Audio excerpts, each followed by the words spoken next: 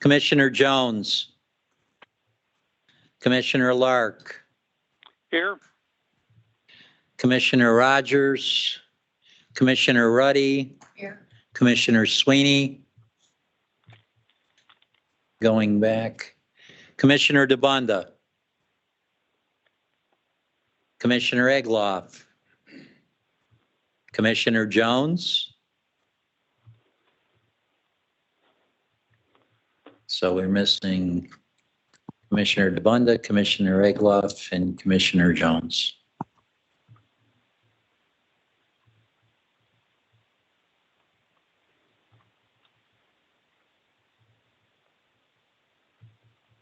Okay, everybody who's here, stay here, please. All right.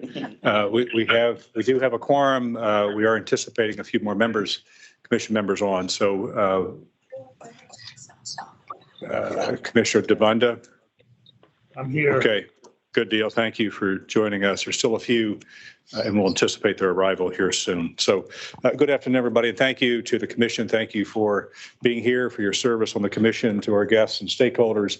Appreciate very much you joining us today for this last meeting of 2022.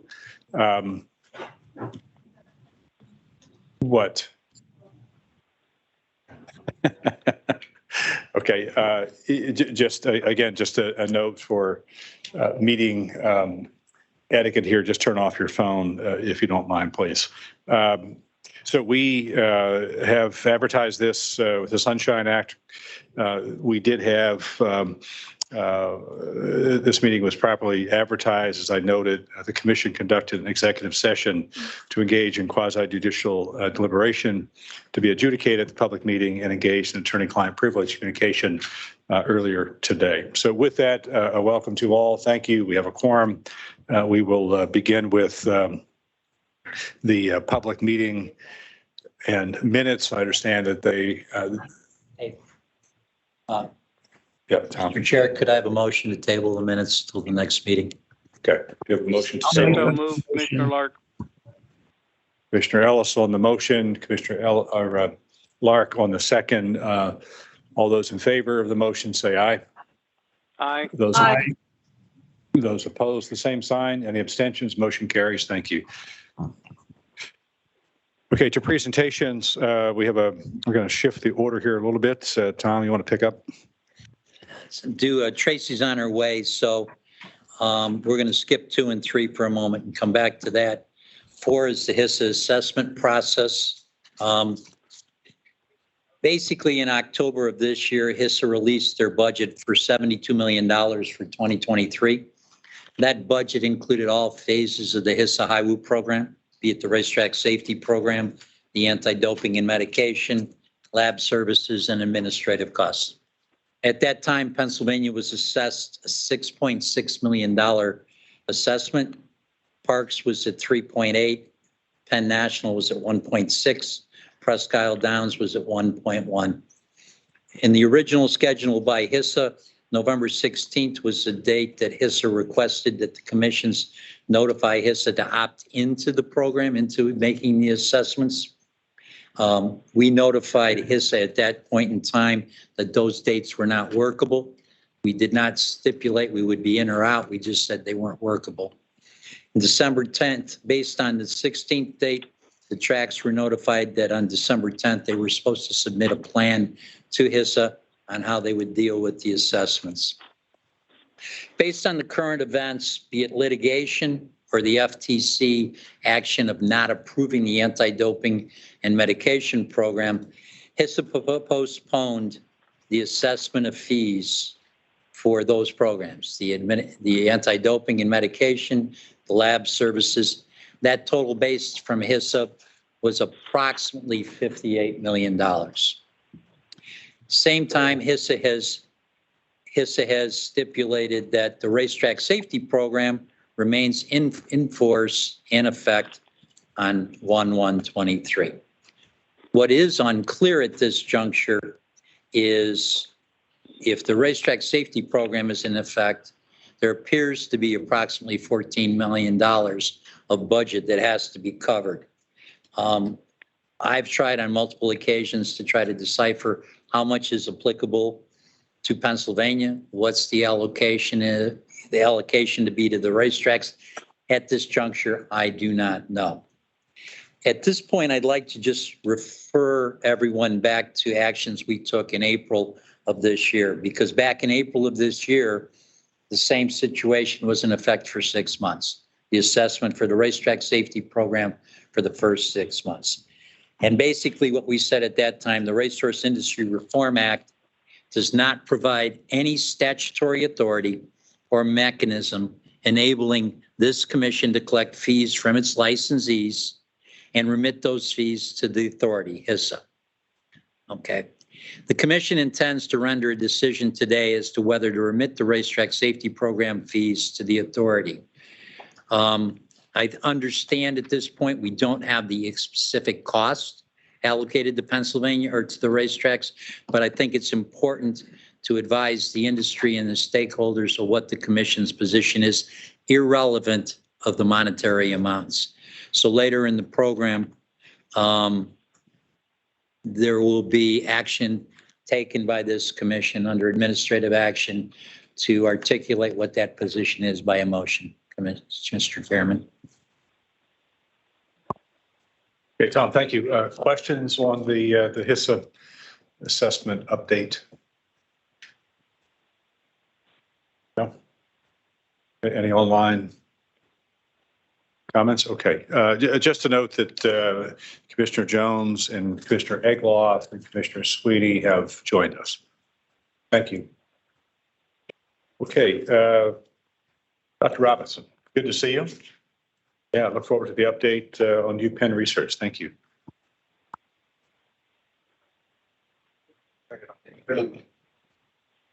Now can you hear me? Even better.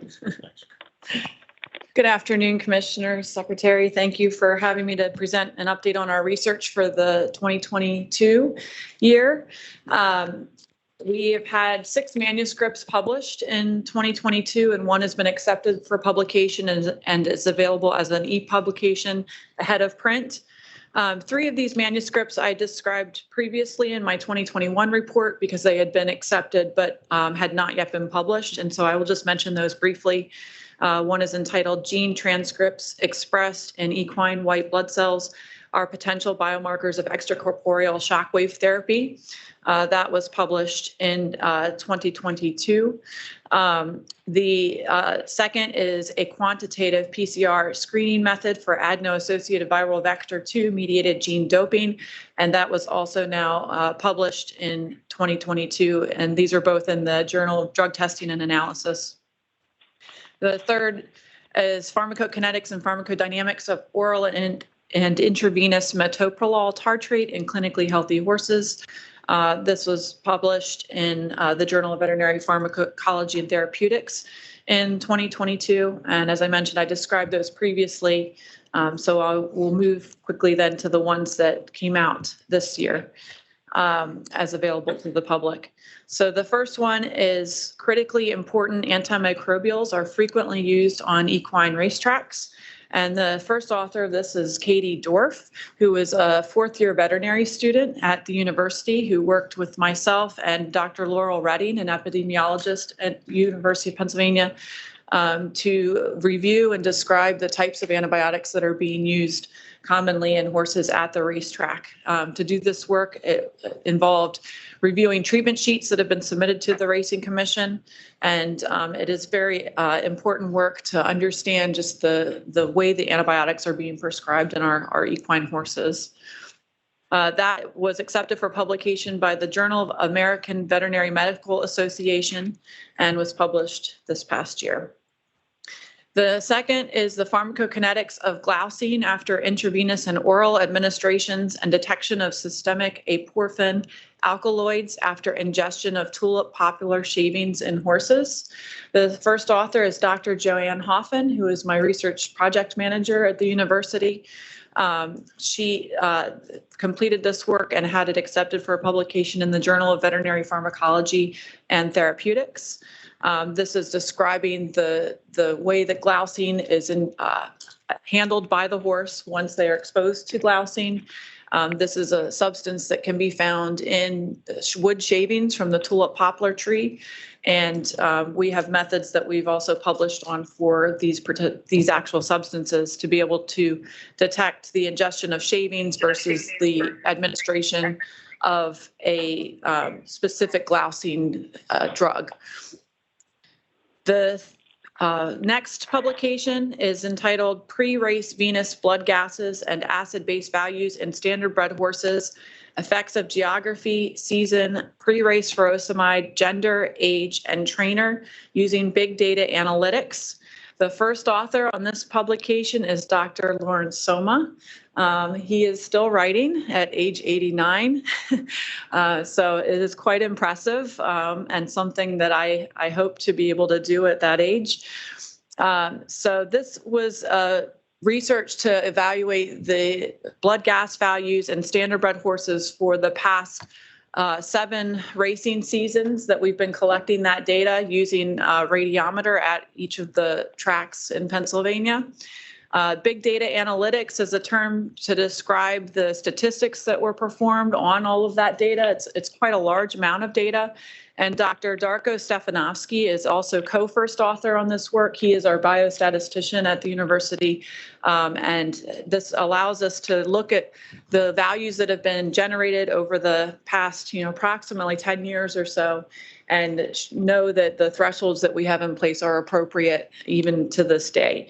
It also looks at the effects of season and even geography, gender, age, and the effect of individual trainers on the blood gas values. So there's quite a clear effect showing that there's the majority of the trainers have values that are within range, the normal range.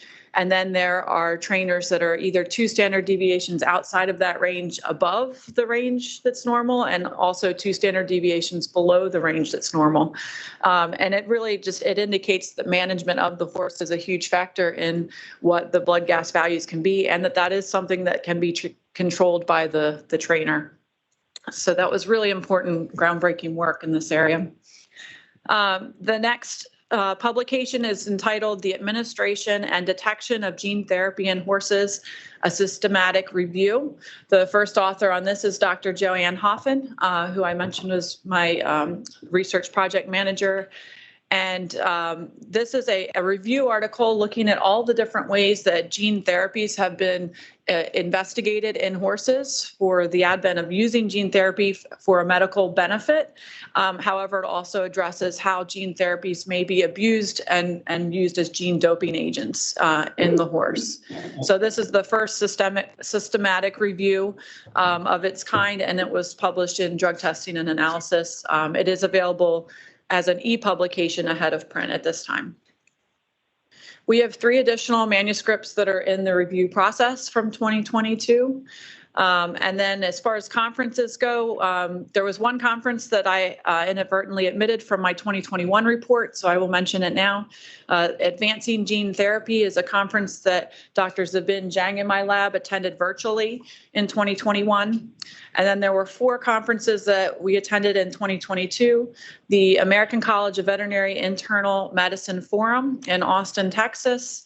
I was invited to give an oral presentation at that conference entitled Equine Pain Management, and I co-led that talk with Dr. Klaus Hopster, an anesthesiologist at the university. Another conference that we attended was the 70th ASMS Conference on Mass Spectrometry and Allied Topics, and that was attended virtually. The third one in 2022 was the Gene Therapy Summit that Dr. Zabin Jang attended virtually. And then the final was called the National Veterinary Scholar Symposium. This was attended by Elise Friedman, who's a second-year veterinary student currently. She worked as a summer student in my laboratory, and the poster that she presented is entitled Osteocalcin is a possible biomarker for detection of musculoskeletal injury in racehorses. So this is a really exciting project that she worked on to look at biomarkers of musculoskeletal injury using samples from the Equine Biobank that we've been collecting from horses in training in both a longitudinal manner as well as individual samples. And she was actually supported by a program called the NIH Boehringer Ingelheim Veterinary Scholars Program, so that her summer time with us was supported by that program, as well as her attendance at this conference. That concludes my summary of the research that we've conducted. In addition to research, we've had a really good year for our forensics workload. I will give you the final numbers for 2022 in the new year. However, it does appear that we've resumed levels pretty close to what we had before 2020 when COVID hit, as far as sample numbers and test numbers go. We also renewed our contract in April of 2022 with the Pennsylvania Department of Agriculture and the University of Pennsylvania. So that contract is now in effect from April 20th of 2022 through April 19th of 2027. It is a 5-year contract. And I think that is my report. Robinson, thank you. Thanks for letting us know that Dr. Soma is still out there. Right. I just hope I can function at 65. So he's hard at it. Good to know that. Just a question on all of the research. It's published and peer reviewed, right? Yes. Dissemination among the horsemen, the industry. How does that happen? So these publications are available online. PubMed is the easiest way to find them. That's a national database for published articles. And then some of these do require subscription, some are open access. Mm-hmm. If somebody would like a copy and they don't have access, I'm certainly happy to provide that to them on an individual basis. Okay, good. Other questions, comments? Good. Good work. Thank you. It's good to know the contract's renewed as well. So that's all taken care of. But I really appreciate your leadership and stewardship on this. Thank you. Thank you. Nice job. Thank you. Happy holidays, everybody. Thank you. Yes, thank you. Okay, you want to go back? Right, Tracy. And you could as well, and the same thing with all those financial boxes, like, I apologize, Secretary and Commissioners. I very seldom leave the building for lunch, and I think that's why. So I got caught up in an accident on Cameron Street. So anyway, starting with the racing fund balance for November 30th, 2022, the beginning cash balance was $8,746,000. The revenue for the month was $1,477,000. Expenditures were $1,471,000, bringing the ending cash balance to $8,752,000. Revenue and expenditures for the commission for the month. Revenue was $697,000. Personnel expenditures were $406,000. Operating expenditures were $56,000, bringing the total expenditures for the month of November to $463,000.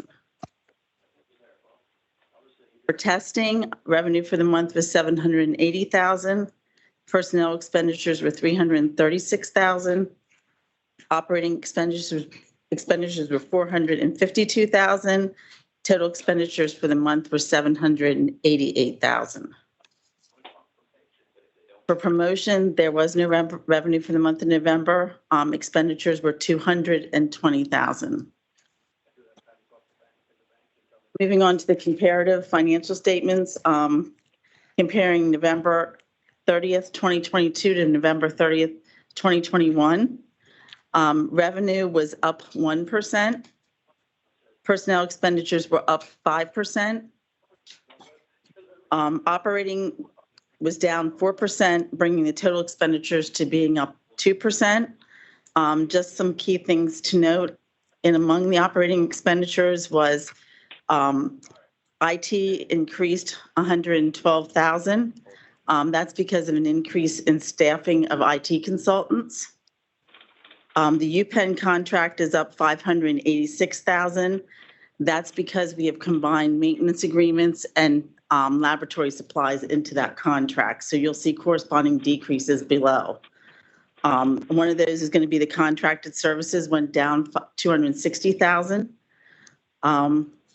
And then the lab supplies went down $318,000. So that pretty much would level out the increase in the UPenn. Westchester real estate payment has not been made yet, and Tom is looking into that. So that's why there's that decrease of 464,000. The remaining then statements are for the restricted funds.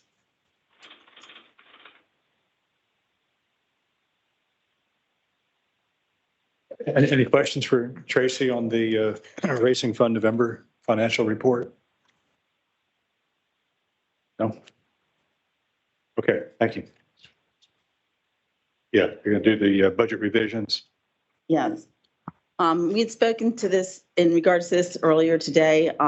In talking to the Governor's Budget Office, we had to make revisions to our financial statement for them to be what they presented in the governor's proposed budget or what they're intending to present. When that occurred, we ran into a spending authority problem because we had to do a certain projection of decrease in revenue, and therefore we had to decrease the spending authority to keep the fund positive through the end of June 30th, 2025, because that was what the renewal of the sunset provision goes to. So we can't show the fund going negative. With that in mind, we took and looked at the commission, and we needed to decrease the commission spending authority by $1,163,000.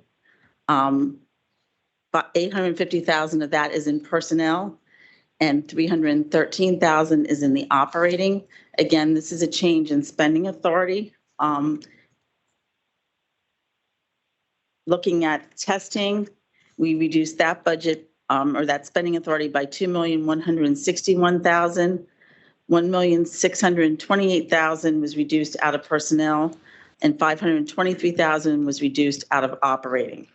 And then there was a $10,000 reduction in the non-expense items, and that brings that budget, that spending authority down to $12 million. And I'm sorry, the reduction of the commission spending authority comes down to $6,750,000.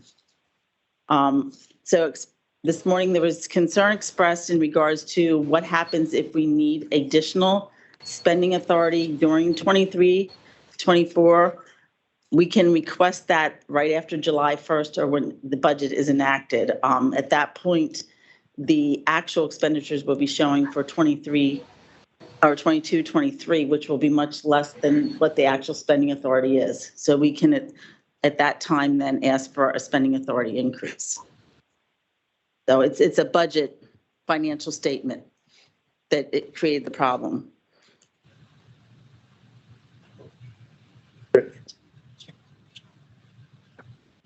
Questions? Yeah, Commissioner Rogers. Maybe you should just explain to the audience that we don't really intend to reduce expenditures by that amount. Correct. It's just the spending authority that we're affecting. Correct. We think we're going to be fine with the actual spending authority that we reduced the actual amount to on the financial statements. But again, if we start to see that we're going to exceed that spending authority, we just need to ask for an increase, and it will be granted by the Governor's Budget Office. They are aware of it and said that they will support that at that point. And Tracy, remind us, what was the trigger to So consider the spending authority? So the trigger was, first off, the commission revenue has been showing a decrease. So they wanted a percentage decrease every year in the revenue going out, which the financial statement projects out to plan year 4, which would be 27, 28.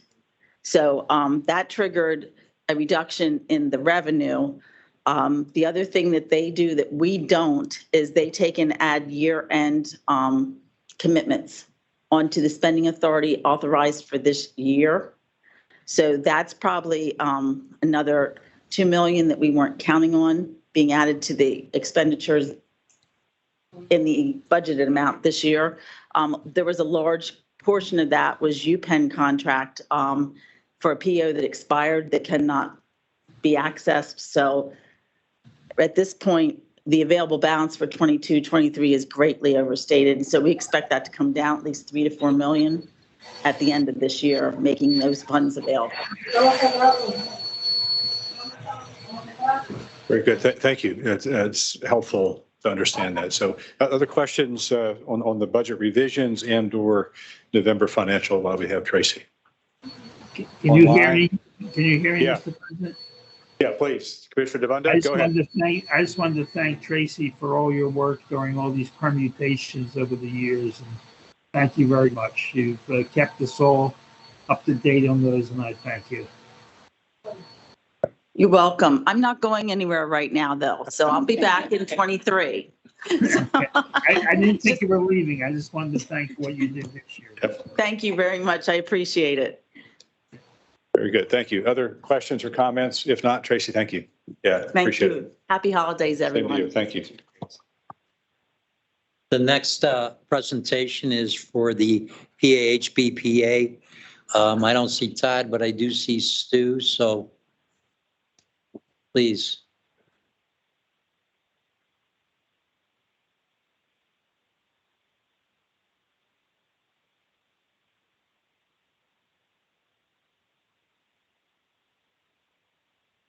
Hi, there we go, the green light. Mr. Secretary, Commissioners, Council. I'm Stu Kirschenbaum. I'm the owner, the executive producer of Keystone Films. Stu is spelled S-T-U. Kirschenbaum is K-I-R-S-H-E-N-B-A-U-M. As we have since 2014, Keystone Films continues to deliver a nuanced branding, marketing, and advertising message on behalf of the Pennsylvania HBPA. Simply put, we tell their story, which is statewide job creation and economic impact, as well as all that's done each and every day to keep racehorses safe, healthy, and productive, both during and after their racing careers. In addition, we play a small, but I believe an important role in the marketing and the promotion of major race days.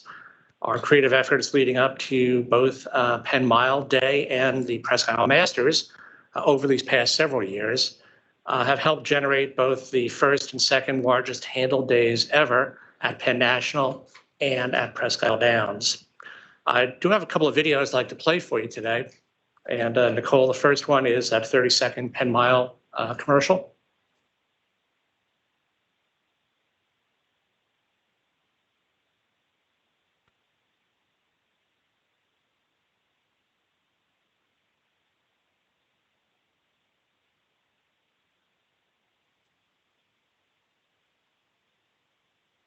"2022 marks half a century of racing at Penn National. We celebrate an amazing 50 years with one of our biggest events ever.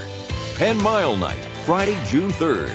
4 Pennsylvania bred stakes, each with a $100,000 purse. The $150,000 Penn Oaks. It's all capped off by the $400,000 Grade 2 Penn Mile. Join us Friday, June 3rd at Penn National. First post, 5 p.m. For more, go to PAHBPA.com. So what did we do as a part of that campaign? Well, we ran broadcast ads on FanDuel TV, TVG, if you will, as well as TVG2. We had streaming ads in the Lancaster-Harrisburg market through both WGAL.com and NBCSports.com. So if someone in the market went on NBCSports.com, they were served that ad. Social media ads through Instagram. We gained a significant amount of national earned media through FanDuel TV, as well as local earned media. We were fortunate we had live on-site coverage of the Penn Mile from both Joel D. Smith at the CBS affiliate and Pat Principe from WGAL, the NBC affiliate. And so I'd like to do, there were several live shots that Pat did that night at 5, at 5:30, and at 6. I'd like to play one of those live shots that Pat did at Penn National during the Penn Mile Night.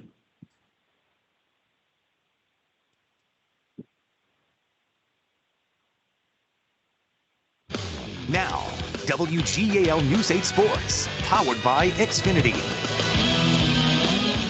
It's a mega night of racing here at Hollywood Casino at Penn National. Over $1 million in purse money, 11 races, including the 2 big ones of the night, the Penn Mile and the Penn Oaks. World-class jockeys and trainers.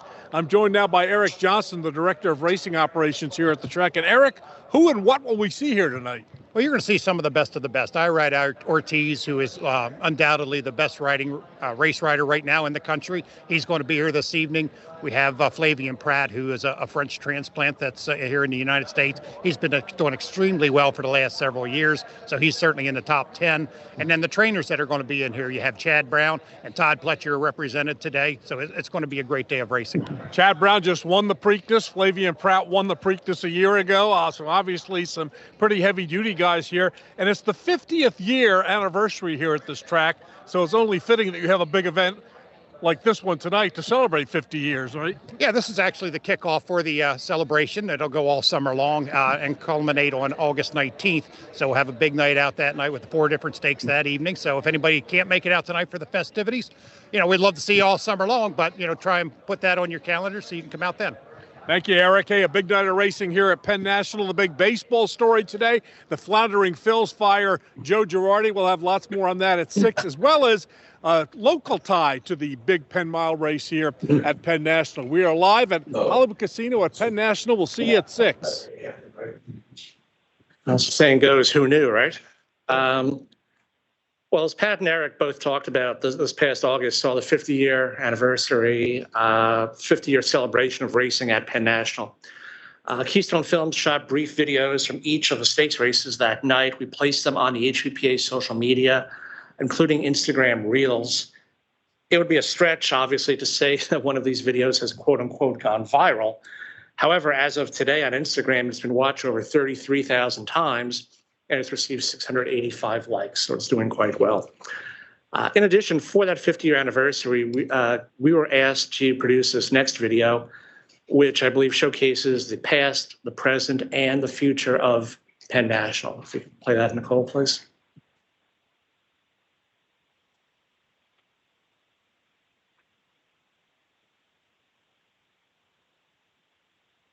Why is Penn National where it is today? Why? Are we special in Grantville, Pennsylvania? Are you kidding me? No, we just did those things that we felt would help us build a great business. Could we have envisioned this 50 years ago? Absolutely not. We knew if we were going to be a year-round operation, we had to have something on the plate every couple of weeks. It was anything and everything to bring patrons to the track. We had numbers of boxers out there. Larry Holmes, I can remember. We were the first handicapping tournament. It was called the World Series of Handicapping. It started in 1976. Some zany personalities over the years in that contest. That was part of the vision of Peter and the other people who managed and put up the money, that they knew we can't compete on a scale with Santa Anita, Belmont, so we had to make our own niche. It's a battle for time, and we wanted to give them a reason to say, hey, I'm going to spend some of my time at Penn National. John Henry, the first horse to ever earn $6 million. He won here, and what we did, it was called the Chocolate Town Handicap. We decided to fill the trophy with Hershey Kisses, a couple of bagful. And I remember to this day, Sam Rubin, who was the owner of the horse, he was more interested in the Hershey Kisses than he was the trophy. For the longest time, we had 3 or 4 riders that dominated the rider standings over a period of 20 years. Arnold Alescu, of course, Robert Colton, Jeffrey Lloyd. Mary Surrency was a leading jockey back in the mid-70s. Over the years, top names in the country. Steve Cawthon rode here, Chris McCarron rode here. I'm using names back from the 70s and 80s that dominated national racing, like the Ortiz brothers and Flavien Prat do now. Haughty with Flavien Prat to win the Penn Oaks.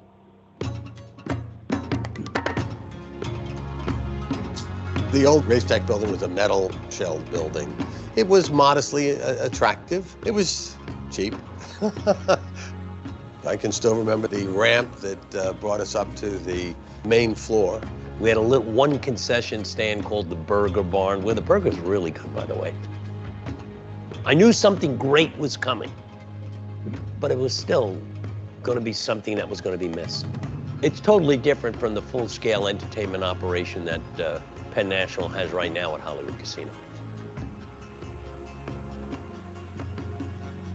50 years of history here, but it's innovative, It is. Wow, what a summer. Annapolis trying to come on. Wow, what a summer for Tyler Connor in the Penn Mile. They've adjusted. They've gone with the flow. It's always a work in progress. And who knows where it's going to lead next year or 5 years from now.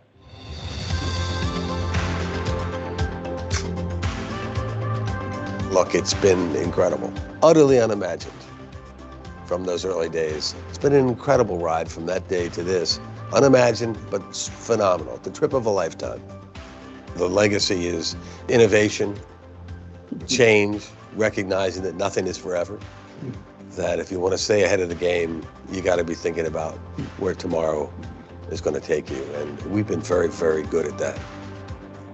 Wow, we've accomplished great things as Penn National. So again, that video was played to sort of help culminate the 50-year anniversary celebration. And of course, we shared it on the HBPA's social media and website. Turning now to Presque Isle Downs, we had two significant campaigns this past year. One, of course, was for opening day. And FanDuel TVG2, they aired our Presque Isle opening day commercial. The 3 weeks leading up to opening day, that commercial ran anywhere from 4 times to 10 times a day. With the NBC affiliate in Erie, WICU, we ran our opening day ad 5 times on each Triple Crown race. We also had another 96 airings during primetime programming, as well as on Saturday Night Live, The Today Show, The Tonight Show with Jimmy Fallon, news and sports during May and June. Similar situation with the ABC affiliate. Our commercial ran 89 times during primetime programming, news, sports, Good Morning America during May and June. Digital advertising through YourErie.com, streaming ads throughout the Erie market, and earned media both regionally and nationally. I know we're kind of got a full agenda here today, so I'm going to skip over that 4th video. I'll move on to Presque Isle Masters. Very pleased at Keystone Films that we've been able to open doors with New York Racing Association and their America's Day at the Races broadcast. So that airs nationally on Fox Sports 1. The commercial we did for the Presque Isle Masters aired throughout closing weekend at Saratoga, so Thursday through closing day, Monday, Labor Day at Saratoga, as well as opening weekend, which was Thursday through Sunday of the Belmont meet, technically the Belmont and Aqueduct meet. Again, FanDuel and TVG2, they aired our commercial anywhere from 2 to 5 times a day in the 3 weeks leading up to the Presque Isle Masters.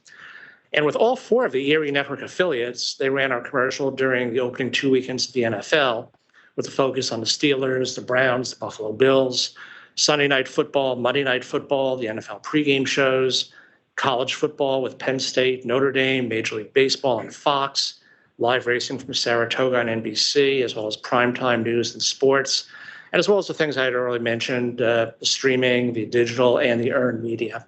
So one final 30-second video I'd like to play is the commercial that we did for the Presque Isle Masters this year.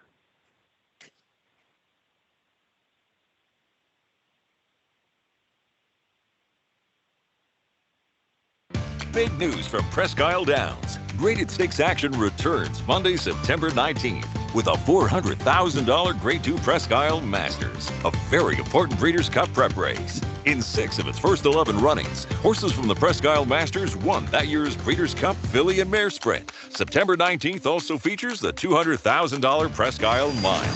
Join us for our biggest day of the season at Presque Isle Downs, Erie, Pennsylvania. For more, go to PresqueIsleDowns.com. So I included 2 graphics here in your presentation. One is representing the NBC affiliate WICU. And just at a glance, giving you the sort of coverage we are able to obtain through our deal with them. And there's a similar situation with the ABC affiliate. So on air, digital, streaming, you name it. And the second graphic I put in here just deals with sort of the streaming various networks where the ads were streaming for the Presque Isle Masters. There's 100% viewership on all these various networks. So it's not as if someone saw, oh, here's a horse racing commercial, click, let's see what else is on.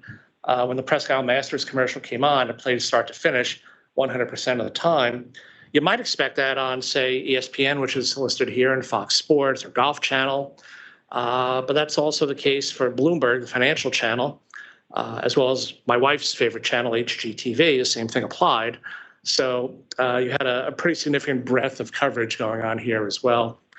Last but not least, we also manage the HVPA social media platforms. We continue to see very nice engagement here. Since we last reported to you in November of last year, our Twitter followers have risen 21%. There's been a 22% growth on Facebook. Instagram has seen a 79% growth, 17% growth just since this past September. And as with social media, we, Keystone Films, also manage the HVPA website, which we believe is also a key part of our overall communication strategy. Thank you for your time. That's all I have for you, and obviously happy to answer any questions you may have. Thank you, Stu. Questions? Just a comment. It was interesting to see the pictures of the original investors and board of directors. This was pre-Carlino, and it was a local group that got together to build that track. Yep, absolutely. Yeah, you want to tell the history in a sort of a quick, punchy kind of way, but you want to tell the history accurately for sure. Thank you. Good. Thank you. Other comments? Online? Okay, excellent. Thank you. And thanks, everyone. Merry Christmas. Happy holidays. Yep, same to you. Thank you. Thanks, Stu. The next presentation is the Standardbred Investigative Fund, and Russell Williams, please.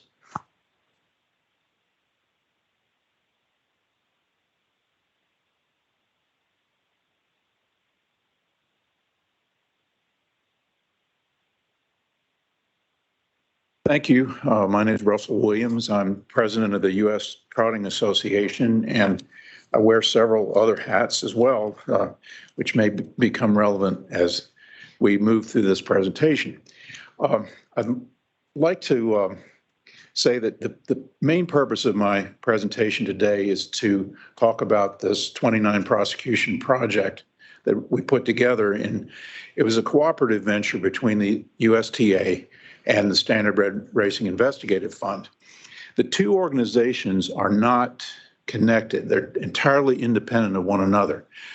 We work together on this, but the SRIF is a standalone 501c3 organization, and it was specifically organized to insulate investigative activities from individuals who are participants in the sport. I'll comment more about that later. You have a handout, and the other global comment I'd like to make is you'll notice that it includes two standardbred entities, two thoroughbred entities. And we ran into a question when we got going on this, because normally we would only concern ourselves with standardbred entities, but these 29 prosecutions included both, and there was enough connectivity between the two breeds that we felt it would be problematic if we didn't cover both of them. For example, there's an ownership entity that employed 4 of the trainers that are in this batch of prosecutions, 2 standardbred and 2 thoroughbred, same owners. And you're probably aware of Dr. Seth Fishman's famous customer list, and there were people on that customer list from both breeds. And so in order to do a thorough job, we did all 29 of the prosecutions. What you have in the first 4 pages are face sheets. So there's a face sheet for each prosecution. Renee Allard is here, and it's got some basic information about the charge and the disposition. And then at the bottom it says attached records. And so there are a lot of documents that connect with this case. And we got ourselves a PACER account so that we could get the federal pleadings and follow in detail the testimony, the motions, and so forth on these cases, and things that seemed important are included. So in the Allard file, behind the face sheet are all of the documents listed there. So it's a complete, really database about these prosecutions. There's Dr. Fishman. Jason Service is on here, and this is an example of a case that has gone through some changes during its pendency, because it was originally going to be a jury trial, then became a plea, and that raises a problem that we ran into when we prepared this. If you keep looking past Service, Nick Surik, I'll come back to him. Then there's a spreadsheet. This is an Excel spreadsheet. And what we are doing is we're going to put that on the USTA fines and suspensions site on the webpage for that, so that when you have something like the changes in the Jason Service prosecution, that'll be noted on here. So you can get the up to the minute as far as we can detect from court pleadings, news articles, and other documents, the up to the minute status of that case. If sentencing changes on a case, if it switches from a trial to a plea, that type of thing, you can check it on here.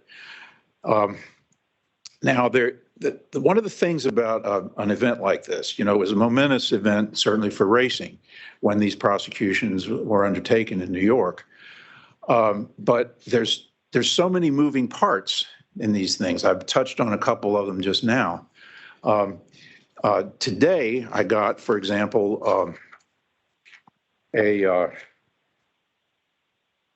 notification. Something has been filed in the Surik case. So in the Surik sentencing memorandum, which, as it quite properly should, presents a glowing picture of the defendant, it says that he no longer participates in the sport. But then there's a screenshot of the Standardbred Horse Sales Company website, the results page for the Harrisburg sale. And there is Nicholas Surik, agent, paying $60,000 for a horse at the sale.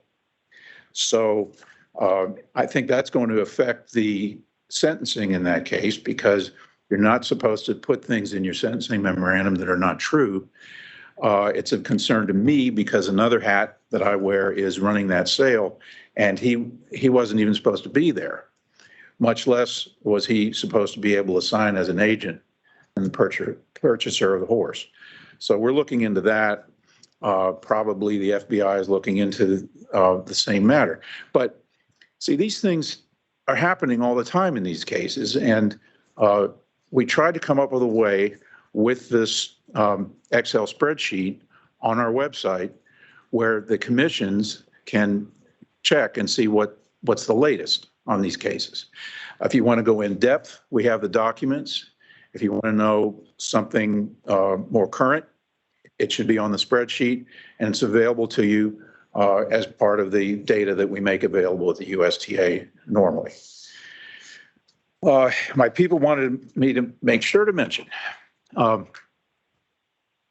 the information that's in these files has been digitally archived, so it's available as well. Court transcripts, pleadings, supplemental exhibits, and so forth. And these reports are not readily available to the public. So we're hoping that we're performing a valuable service to the regulators in making them available to you and bringing them all together in one place. The USTA has taken action and issued rulings against the respective memberships of each Standardbred member indicted. Also, local major horse sales are trying to keep them off the premises and do everything we can to protect the business from these individuals. The next sheet, one final sheet, is one entitled Matters for Possible Further Consideration. And this is where we move over into possible SRIF involvement. So, as I said, a lot of questions arise out of an event like this. And I put down what some of them might be. There are a lot more than these, but there was testimony under oath in 2 different trials by Ross Cohen about bribing drivers. If you've got sworn testimony about that, some commissions might wish to delve into it further. The beard trainer opportunities here are endless. I mean, all of the horses that were being trained by the trainers in this box are now somewhere else, listed at least as being trained by someone else. But what's the reality of that situation? When you have trainers who are showing up, preparing for their sentencing and saying, I'm not even in the business anymore, and then they go to the Harrisburg sale and buy a horse, it shows you that the reliability of the trainer listings can be called into question. The investigative fund, I know you know about it. We sent you some materials on it, but the basic idea behind it, as you probably know, all the school districts, all the public school districts have 501c3s that work with them to fund things that may not be in the school budget and the state educational budget.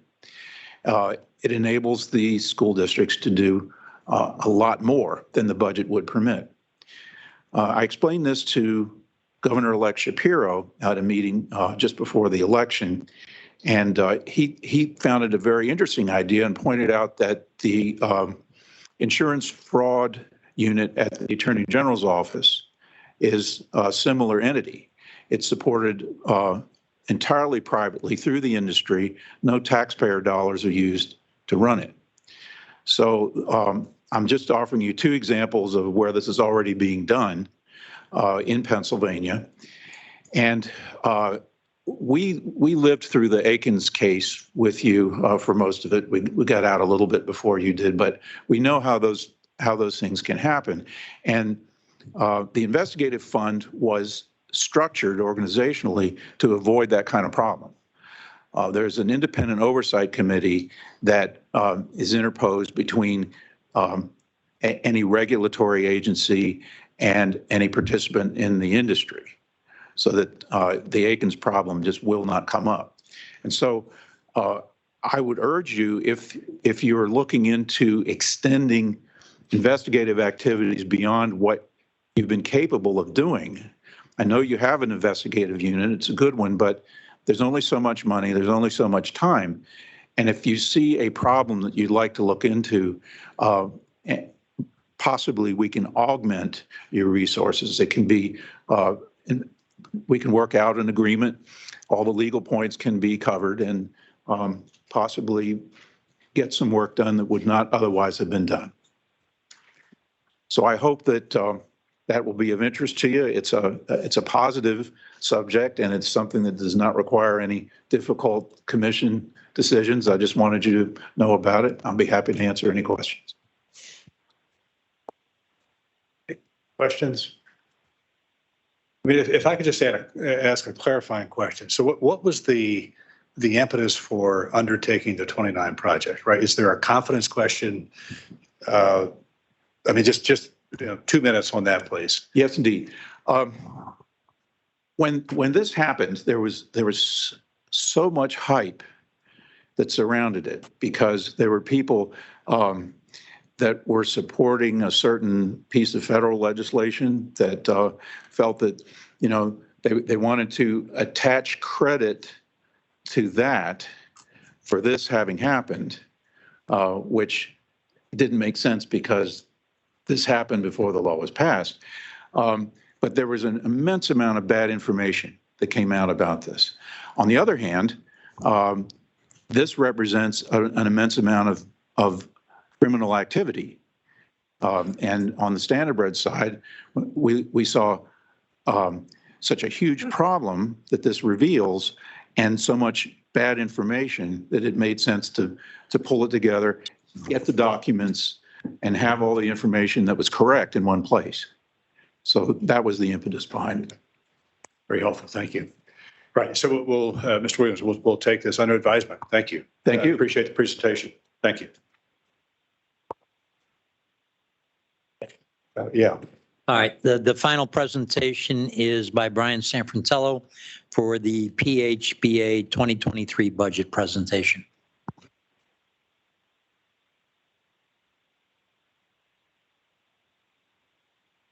Good afternoon, Chairman, Commissioners, staff. Just to give you a little idea of what this budget goes through before it actually comes before you. The PHBA board has a subcommittee that puts together and approves the budget. It goes to our full committee for approval. Then it goes to the full board for approval. Then it goes to the Breeders' Fund Advisory Committee, which is made up of Commissioner Jones, the president and vice president of our organization, and leaders from the horsemen's groups. This year was Jeff Matty and Eric Johnston, in which it received this approval. So that's where it comes from, and it's finally here for you. You received a memorandum that went over the points that were within the budget.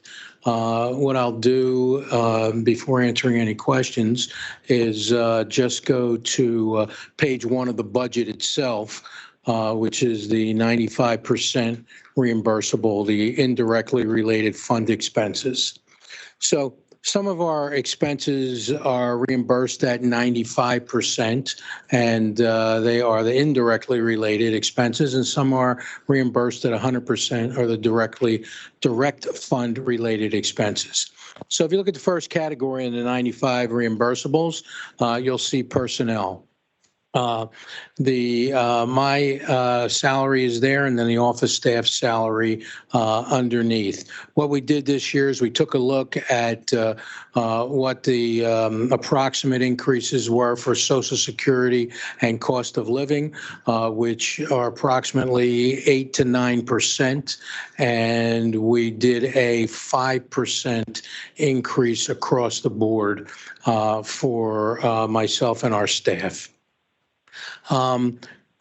Payroll taxes, again, I just interpolated that what the 22 budget was for the 23. Health insurance benefits, you'll notice an increase from 22 to 23 from $62,000 to $73,500. The reason for that is we had one person that came aboard, one's leaving and one came aboard. The one that left was on her husband's health policy, so we were not paying for that. The one that came aboard was not, so we are paying for that. So that's a difference between the 62 and the 73.5. You also notice the retirement benefit plan going down from 74,600 to 63,210. The reason for that is the person who left, who was not on the health program, was on the simplified employee pension plan. The new person coming on does not qualify for that until they've been here for 3 years. So that's why that decrease goes from 74,600 to 63,210. So the difference is an increase in personnel is an increase of 33,732 or 5.14%. Any questions in the on the personnel area? Okay. Next is the office expenses. The only difference there is the rent and utilities. Our rent goes up each year. So there was a $2,000 increase from 57,000 to 59,000. Everything else remains the same. Any questions on office expenses? Just on the utilities, surprised at their level, right? Just given electric rates and everything, that's you're showing that rent and utilities being even? No, up 2,000 from 57,000 to 59,000. I'm sorry, on the, okay, got it. I was misreading the line. Thank you. Okay. Any other questions on that? Okay, professional fees, they remain the same. In fact, when we're going through this, one of the board members said, "Did you check with your auditing person to make sure it was going to be the same for this year?" I said, "Yes, I did. I checked with auditing and accounting. Accounting bumped up $250, and auditing remains the same. So that's the $250 increase in professional fees. Any questions on that? Okay, and PHBA board meeting stays the same for the year, $6,200, which brings us to a total increase of in the indirectly related fund expenses of $35,982 or 4.5%. Any questions on the 95% reimbursables? Okay, next page. These are the 100% reimbursables. The only increase in this area was the Contour, who does the website for us, the subscriptions for the servers. We needed one additional server to use as a test server. We've been adding different things to our online registration system, and they wanted to make sure there was a separate server to do all the testing on before it went into production. So the cost for that was the additional $5,000. So other than that, there were no increases in professional subscriptions. Any questions in that area? Okay. Advertising and promotion, as most of you already know, the cost of advertising continues to go up. We try to make sure that we only ask for what it is that we need. And the first line, immediate advertising, from 104 to 110, or a $6,000 increase in advertising. Promotional items. Now, that's the area that, today you get a lesser quality product for much more money. As far as items that for promotions that we do, the stakes trophies, I'm sorry, not the trophies, the stakes materials that we give out for those who win and for those who are involved in racing in our stakes. So the increase on that we asked for was $10,000 from $35,000 to $45,000. Everything else except for official events representation. Now that COVID is over, we will be, doing more as far as representing the PHBA in other areas. So that went up $1,000. So in that area, the advertising itself and the promotional items were the increase, $17,000, 8.71%. Any questions in that area? Okay, office administration stays the same, printed forms and computer supplies, so there's no increase in that area. Capital expenditures, last year, we had asked the commission for an additional $10,000 for our online registration system because we were finishing up phase one of that. So we needed extra money to make sure that we had enough to finish that.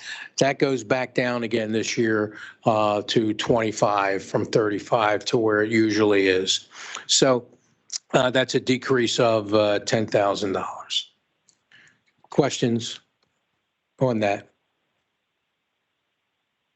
Okay, and the other area, you'll see travel from 20 to 25,000.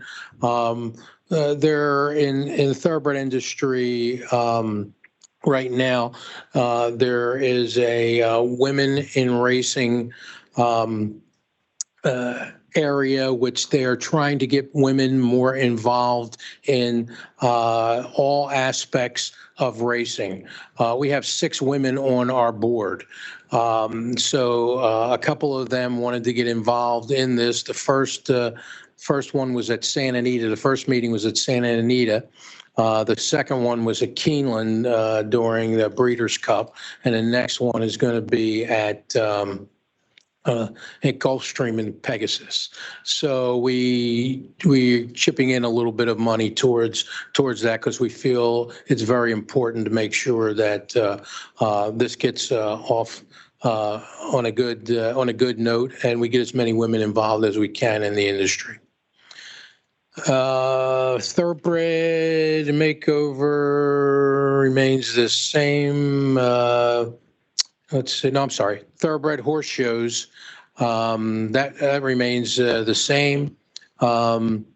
We give 10 $500 grants for those people that take in Pennsylvania bred horses, get them ready for their second careers. So that remains the same. The Thoroughbred makeover went up $2,500, and that's because they instituted this year a new category for retired mares after they retire from breeding. This was one area in which was a problem of what happened to those mares. So they raced, then they went into breeding. When they were finished breeding, what happened to them? Most of them found homes, but others we found wound up in kill pens and things like that.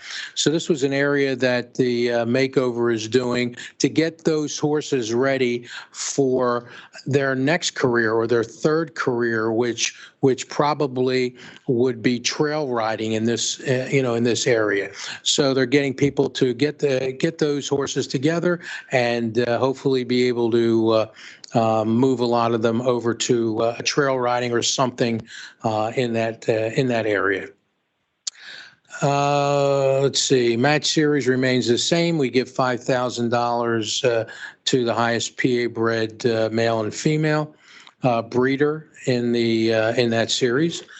Field office operations, we moved up a little bit from $5,000 to $6,500 to cover the price of gas. The person that does the inspections for us, last year, they made sure that they inspected every single mare that came into Pennsylvania to make sure that that mare was actually there. And they weren't. And one of the reasons why we want to make sure they're there is we want to make sure that the farms in Pennsylvania get the business from those mares during the domicile period. So again, that's $1,500 for gas. Racehorse retirement programs, we give $15,000 to Turning for Home and $15,000 to New Start, and that remains the same, and miscellaneous remains the same. So the increase in that area is $9,000 from $77,000 to $86,000, which brings the total increase in the. Oh, does anyone have any questions on that? Yes.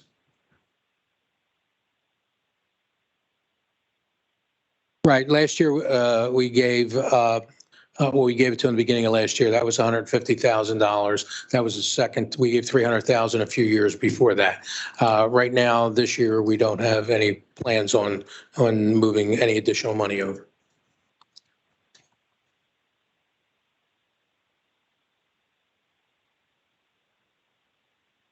Right. Okay. Okay, so the total for the direct fund-related 100% reimbursement is up 6.22% or $21,000. Over on the last page, you will see that the 95 and 100% reimbursables just come over and feed onto this page, and you can see that the 2022 budget was $1,097,000. The 2023 budget is $1,152,000. The bottom section We estimated that the money coming in from slot revenue and also the 25% money after expenses would be $16,500,000. We received an additional $1 million more. We counted on $1 million coming in, and last year we got a little over $2 million from the 25% million. So that brought it to 17.5.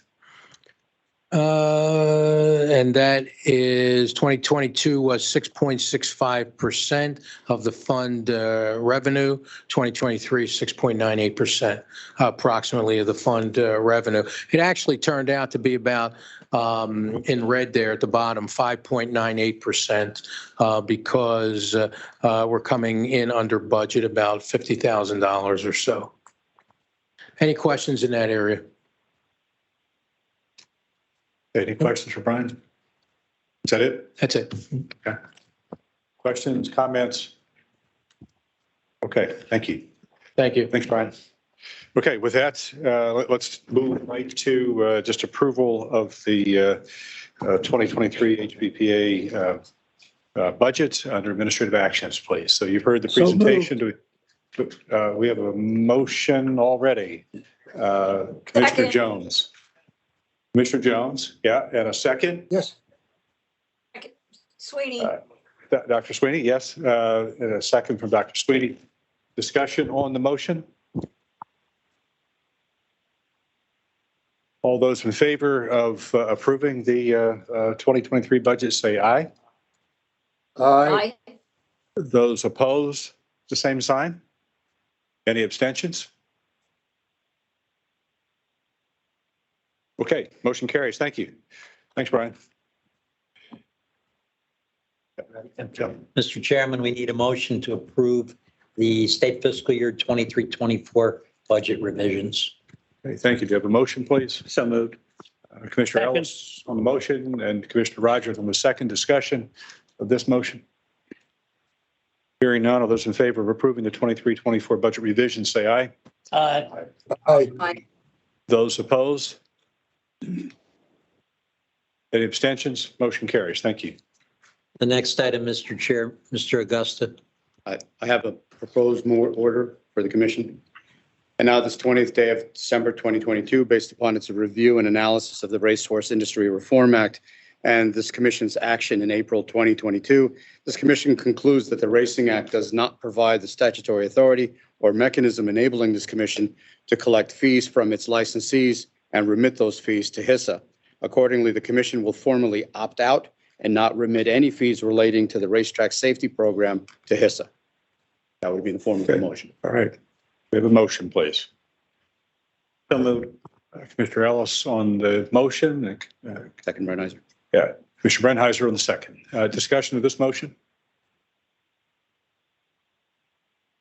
Hearing none, seeing none, all those in favor of approving the motion say aye. Aye. Aye. Those opposed, the same sign. Any abstentions? Motion carries. Thank you. The next, Mr. Chairman, I'll combine number 12 and number 13. Their motion for both the simulcast calendars for January of 2023 for both the harness tracks, Harrah's, Mohegan Sun, and the Meadows, and the thoroughbred tracks, Parks, Penn National, and Presque Isle Downs. Okay, thank you. We've got them combined into one motion. Do we have a motion, please? Commissioner Brennheiser on the motion. Commissioner Ruddy on the second. Discussion of this motion. And again, this is both standardbred and thoroughbred calendars. Hearing none of those in favor of approving the motion, say aye. Aye. Aye. Those opposed, the same sign. Any abstentions? Motion carries. Thank you. To adjudications. Thank you, Mr. Chairman. The following two cases are consolidated for purposes of these proceedings, but will have separate adjudications.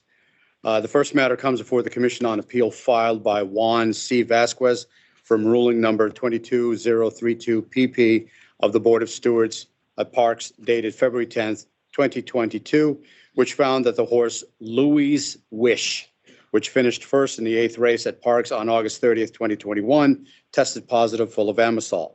This matter has been continued on several occasions.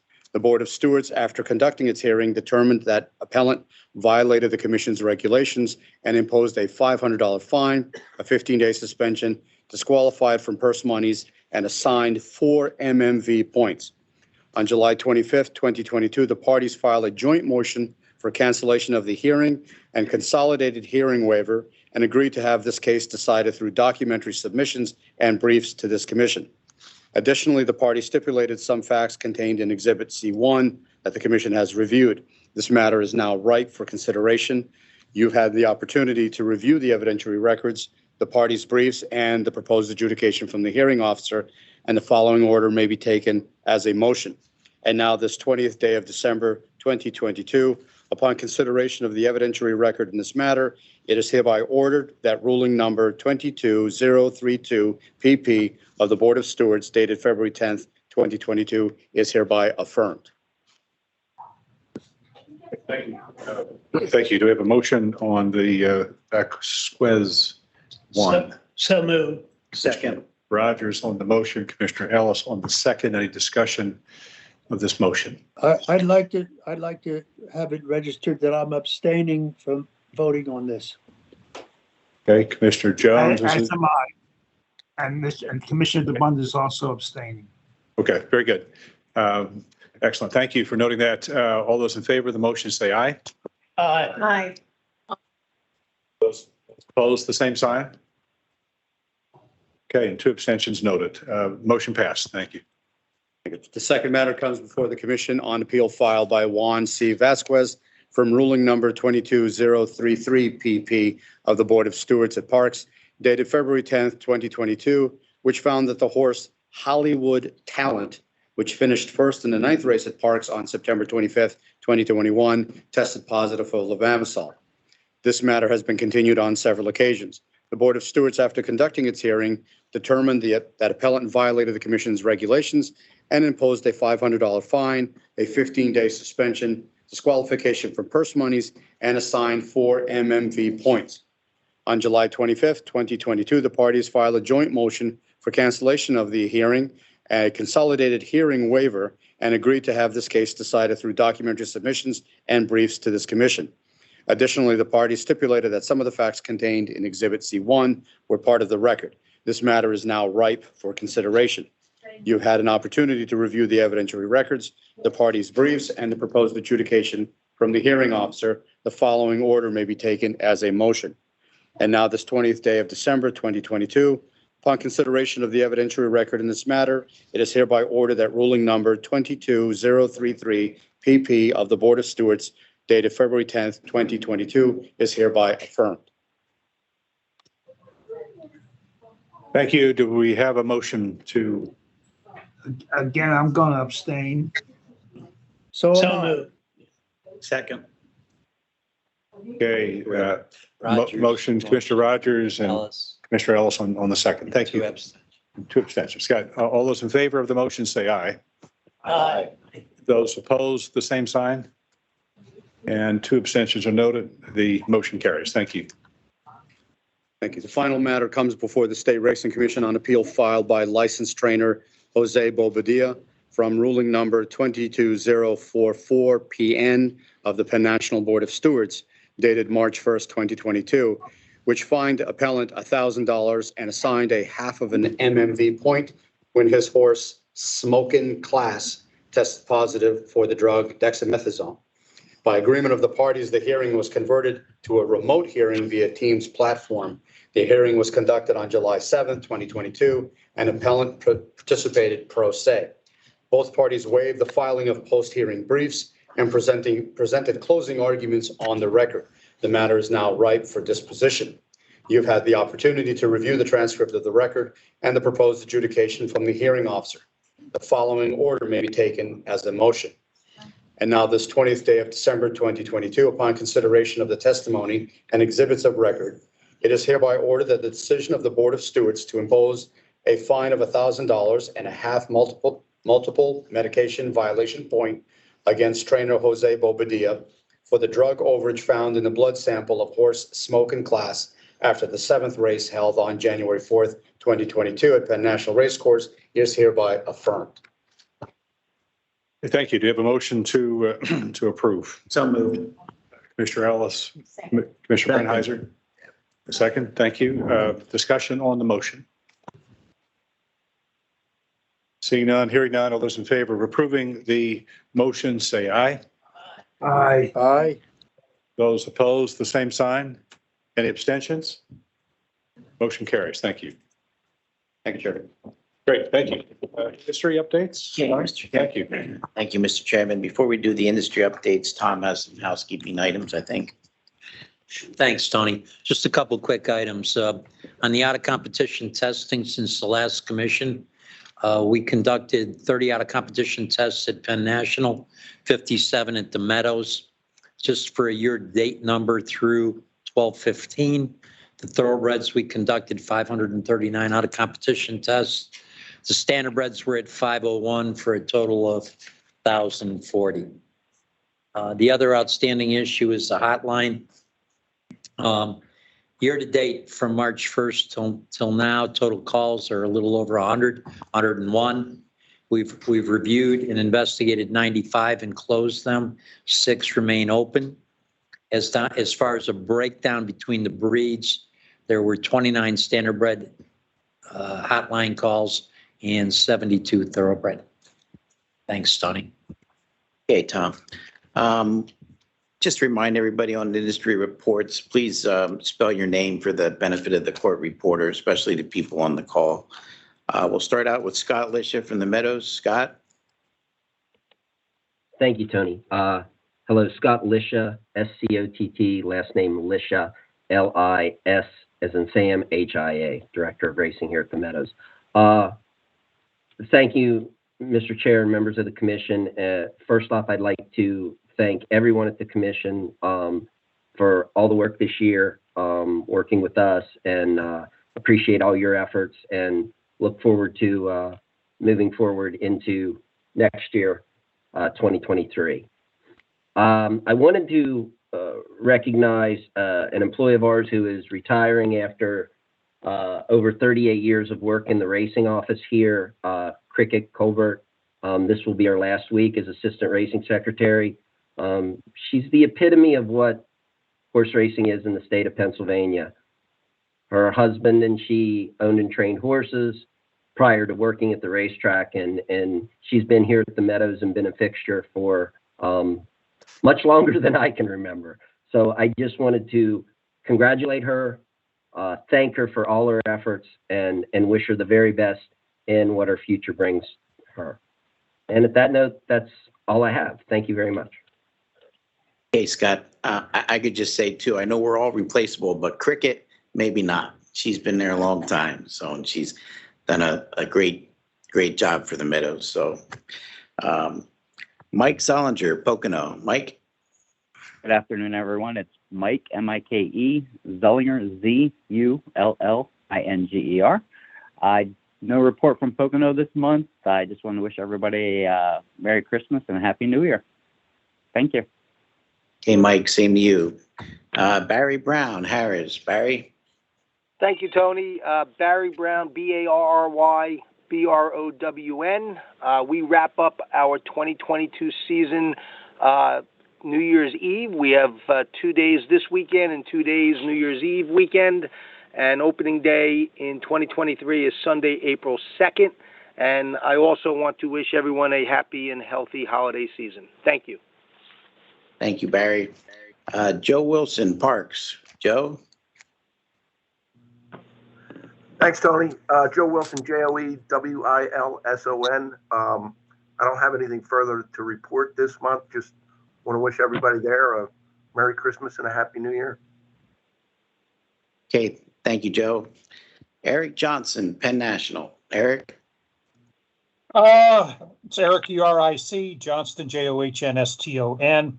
Like everybody else, not a whole lot going on. We just wrap up the year on the 30th, take a little bit of time off for a week and come back in January. Other than that, happy holidays to all, and I look forward to seeing you in the new year. Okay, Eric. Matt Ennis from Presque Isle. Matt? Matthew Ennis, M-A-T-T-H-E-W. Last name is spelled E-N-N-I-S. Here at Presque Isle, we're currently under simulcast operations only. We are working on establishing our post time and dates with the HBPA for the commission's approval in 2023. We are looking at a current calendar submitted to the commission to bring horsemen back here early April to begin racing in early to mid-May. And we did have an assessment done by the Tapeta Footings Group in regards to our track and our understanding what fibers are needed in our upcoming meet in 2023. So I'll be coordinating that in the off season for the continued safety of our track. That is all I have, and happy holidays to everybody. Thanks, Matt. Sam Beagle, Sam?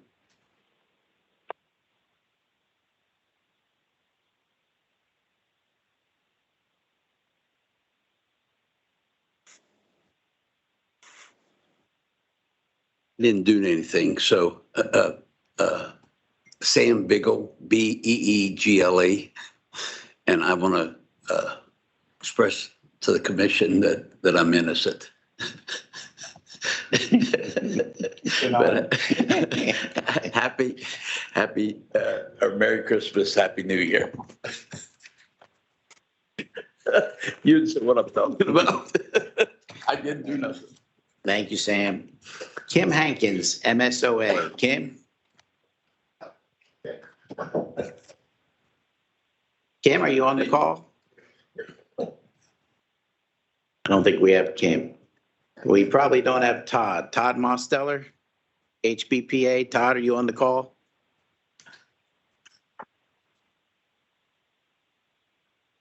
I see we have Jeff, though. Jeff Matty. There you go, Jeff. Thanks, Tony. Mr. Secretary, Commissioners, just want to give you a couple quick updates. Just like to make a special thank you to Pete Peterson and Ashley Eisenbiel from the PHRA. As many of you know, we had our Caregivers Day here last week, and I think it was a real opportunity to show our grooms and hot walkers how much they mean to us. So Pete spent the day. I got to spend the day with Pete, and I just want to thank them for their time. You know, people are still talking about it around here, and we look forward to doing it again next year. And then I'd like to say thank you to Tom Chukis. The PTHA had our last board meeting last week. As many of you know, it's an election year, so we have many people running for new spots on our board. So our board could change up, you know, after the new year. But Tom presented to our board, and it was very helpful. And our board members greatly appreciated his time. And last but not least, I'd just like to thank all of you. It was my first year as executive director here, and it's been a pleasure to get to know many of you and work with you, and I look forward to 2023. So Merry Christmas, Happy Holidays, and thanks again. Hey, thanks, Jeff. This would be a good time to go to Pete Peterson to talk about the Caretakers Appreciation Day. Go ahead, Pete. Yes, thank you. As Jeff mentioned, the Pennsylvania Horse Racing Association, I'm sorry, let me back up. Pete Peterson, Pennsylvania Horse Racing Association, PETERSON. Starting over, as Jeff noted, the Pennsylvania Horse Racing Association partnered with each of the horsemen associations and each of the breeder associations this year to put on the first annual Pennsylvania Horse Caregivers Appreciation Day at each of the 4 tracks that are in operation, and then in partnership with some of the breeders as well. So what that was is basically a day to recognize the grooms, exercise riders, and hot walkers. It was all credit where credit's due. It was Ashley Eisenbiel's idea, and I thought it turned out terrific. We went out to the tracks in partnership with the horsemen associations, gave out hoodies and hats, and the horsemen associations would provide them with free food and drinks and coffee, that type of thing. And everybody's very appreciative. The grooms, the exercise riders, hot walkers, you could really tell that they appreciate the recognition. And we also sent out some of the hats, the winter hats, to 20 of the breeders around the state who filled out the breeders form. We conducted a social media campaign with quotes and videos thanking caregivers. There were some personal messages from some of the trainers and owners as well. So we posted those on social media as well, just to continue to raise awareness. And we also prepared some videos that provide to the tracks that air between the races those days as well. As part of that, we invite out the news media, and the news media coverage was very encouraging. The Delaware County Daily Times came out to Harrah's on Friday. That resulted in a front page story in the Daily Times, which turned out to be terrific. Other coverage includes 6 ABC in the Philadelphia market, Delaware Valley Journal, and the Bucks County Courier Times. We're all at parks. And at Penn National, we had Penn Live come out, as well as CBS 21. But the highlight out there was Fox 43. Their reporter, Sierra Williams, actually spent the morning doing live broadcasts, 3-minute segments each hour at 5:30, 6:30, 7:30, 8:30, and 9:30, where she followed one of the grooms around, Haley Howell, who I'm saying her last name correctly, with Brennan Culp Racing Stable. And Haley kind of walked her through what goes into the daily care of the horses and what goes into the feed and how much, attention and care that those horses receive. And then out at the Meadows, the Observer Reporter came out and did a great story as well. But we're going to share a deck with you, as well as some of the a document that contains all the clips so that the commissioners can review them. What was very encouraging to me is not only did the news stories kind of highlight the hard work that goes into being a caregiver. Those are days that start at 4 a.m. and they go, till sunsets, and it's 365 days a year. So that got through to people, I think, in those stories, but also the amount of how well the horses are cared for got through as well. So it also helped to raise awareness about the care that horses receive, as well as the jobs that are provided in the industry, and just raise overall awareness of the tracks as well. So it turned out to be a terrific day, wonderful idea, and I hope that's something we can continue to do and partner with the tracks and horsemen on going forward on a more regular basis. I do think the caregivers appreciated it. Hey, thank you, That's all I Pete, have. Thanks, Pete, and thank Ashley as well for all her hard work on it. Yep, will do. Okay. Jim or Mike Simpson from the Standardbred Breeders, are you guys on? Yeah, Mike Simpson, Simpson. No report today. Hey, Mike and Brian.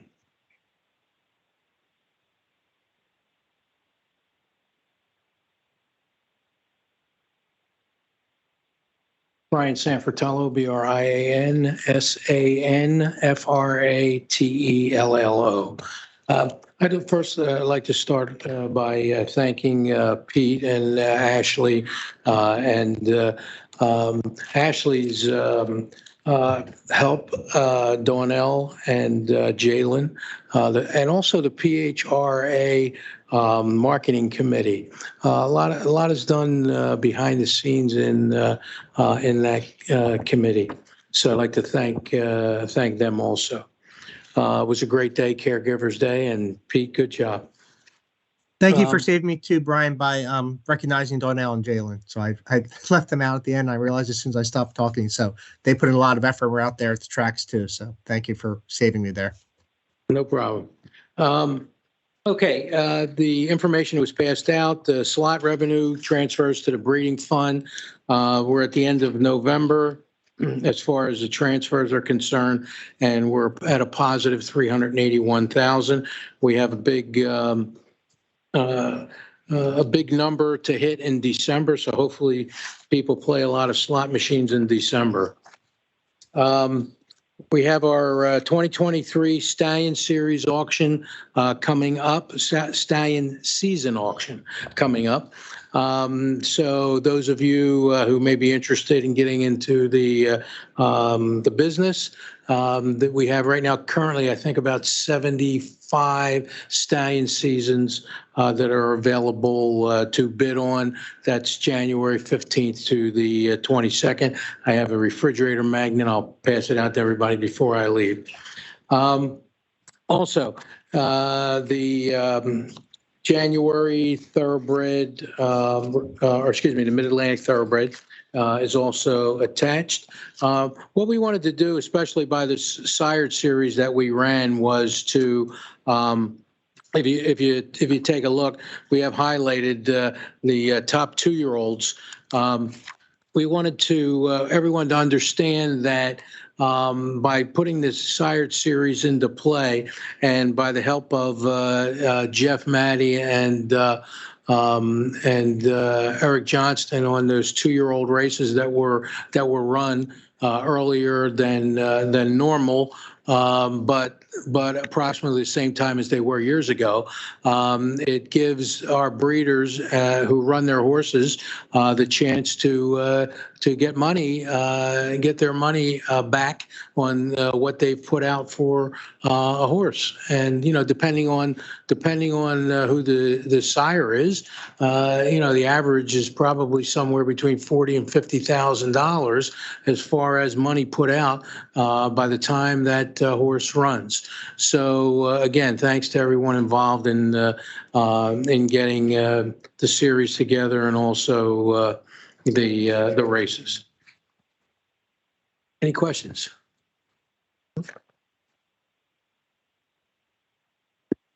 Like no public comment, right? No, sir, no public comment. Okay, Mr. Chair, that's it. Great. Tony, thank you. Thanks for the general reports and industry updates. Thank you. Just a note of thanks to the commission staff. I think to look back, you've heard the update on the out-of-competition testing, the safety program, but I think as we end the year looking back, I mean, the success of that 10-point or 11-point plan, I think was really important, and we've seen success from that. So a note of thanks to Tom and Tony and staff for managing that. And again, a note to Dr. Robinson, thank you for the work at Petrol. Happy holidays to all, and look forward to seeing you at the farm show, right? Just right, the day, New Year's Day is the day after farm show, so we'll see you there. The next meeting is the 31st of January, so we'll see you in the new year. With that, motion to adjourn. Okay, and everybody said yes. Thank you.